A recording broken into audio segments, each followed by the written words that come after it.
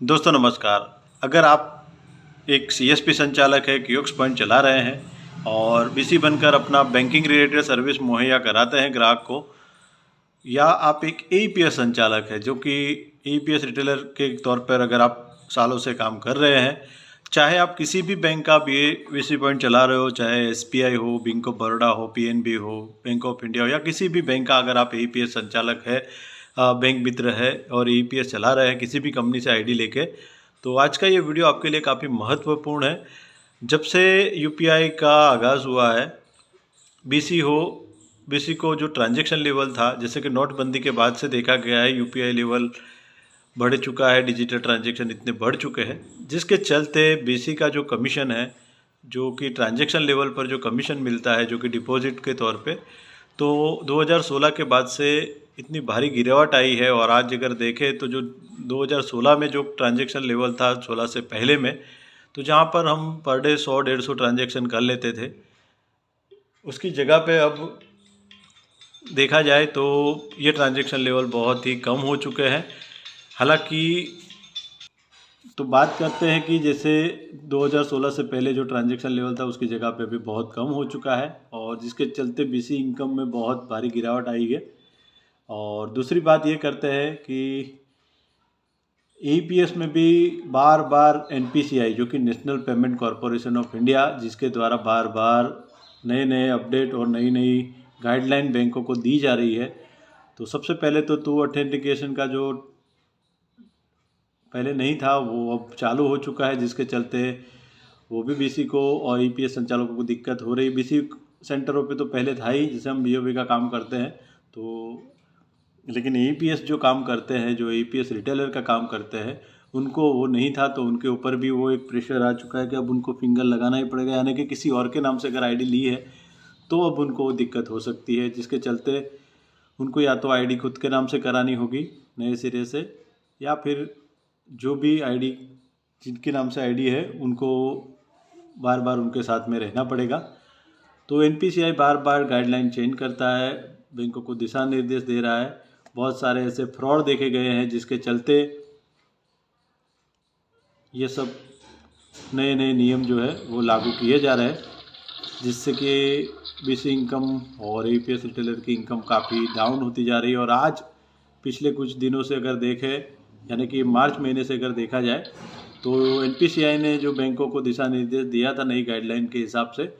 तो उसका बैंक द्वारा इम्प्लीमेंट कर रहे हैं। जैसे कि आपको बीसी सेंटर पर अगर कोई कस्टमर आया हो और 2-3 दिन से अगर इस तरह का आपके स्क्रीन के ऊपर अगर कोई ट्रांजैक्शन में आता हो कि जैसे कि ये लिखा हुआ है, एफ करके लिखा होगा, transaction not allow since AEPS mode is disable for the account for the customer account. तो इस तरीके का अगर मैसेज आया हो, कहीं करने गए हो, तो ये क्या है, बहुत सारे बीसी को इसके बारे में जानकारी नहीं है। तो इस तरह का अगर मैसेज आ रहा हो जब आप किसी का विड्रॉ करने जाते हैं या ईपीएस से डिपॉजिट करने जाते हैं, तो इसके रिलेटेड ये वीडियो बनाओ, वीडियो पूरा अंत तक देखिए ताकि आपको जानकारी मिले। और सबसे पहले आपसे निवेदन है कि अगर आप हमारे डीएसए सर्विस अब चैनल पे फर्स्ट टाइम विजिट कर रहे हैं और बैंकिंग रिलेटेड, एईपीएस रिलेटेड अगर आप नए नए अपडेट पाना चाहते हैं, तो हमारे चैनल को सब्सक्राइब करके बेल आइकन पे क्लिक अवश्य कर लें,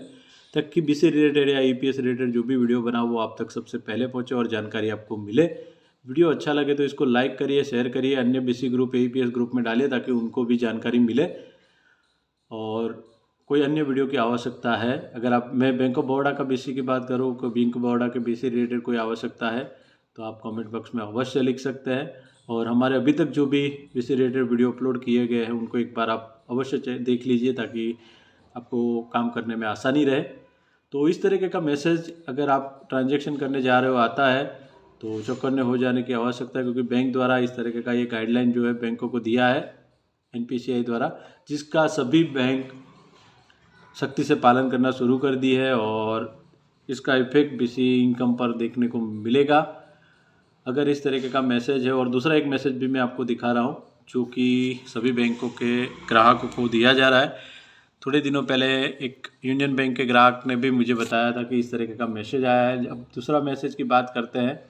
तो इस तरीके का अगर मैसेज, ये बैंक ऑफ बड़ौदा का जो मैसेज है मैं आपको दिखा रहा हूँ, एज पर NPCI गाइडलाइन यानी नेशनल पेमेंट कॉरपोरेशन की जो गाइडलाइन है उसमें EPS debit transaction has been disable in your account since no EPS transaction has been done in the last 12 month,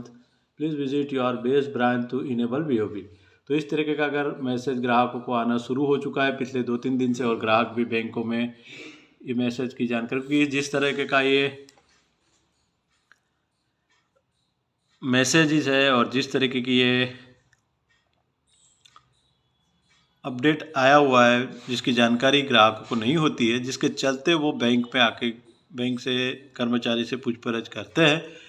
तो इसका कहने का तात्पर्य यही है कि अगर इन्होंने 12th मंथ में EPS से कोई लेन देन नहीं किया, उन सभी का डिसेबल कर दिया गया है। अगर इनको आधार से अगर कोई ट्रांजेक्शन करना है तो बेस ब्रांच जाके उनको इसको इनेबल कराना होगा। तो जो भी ग्राहक आके आपके पास आते हैं, अगर इनके डेबिट करने पर या EPS से क्रेडिट करने पर जो मैंने आगे वाला मैसेज आपको दिखाया है, अगर इस तरीके का अगर आपको स्क्रीन के ऊपर ट्रांजेक्शन पे अगर इस तरीके का आपको दिखाई देता है